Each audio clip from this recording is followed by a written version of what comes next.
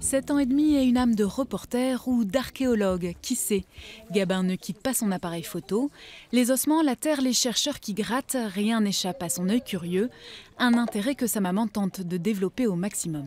C'était l'occasion de leur faire découvrir quelque chose qu'ils ne verront certainement plus, puisque ça va être recouvert. Donc leur a donné l'envie de découvrir des choses en grandissant. Depuis le mois de mars, plus de 700 sépultures ont été mises au jour sur ce chantier préalable au réaménagement de la place. Luc Batteux habite le quartier d'à côté.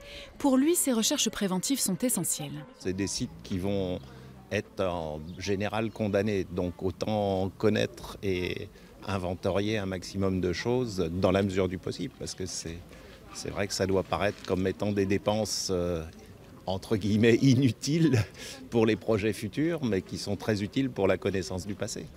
Et les artisans de cette connaissance, les voici, les techniciens de fouilles dont les gestes précis passionnent tout autant que les ossements et laissent les visiteurs un peu surpris.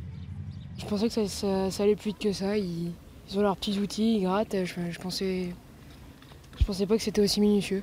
Ils ont beaucoup ces images d'Indiana Jones, les pyramides, Lara Croft et le petit pinceau. Alors là, en l'occurrence, sur un chantier funéraire, oui, le pinceau est prédominant, mais on fait quand même beaucoup de travail physique. On utilise aussi des moyens mécaniques et c'est aussi une façon pour eux de changer leur regard sur le travail d'archéologue.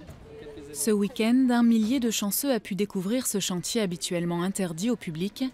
L'occasion pour eux de prendre un peu plus de hauteur sur l'histoire de la ville de Reims.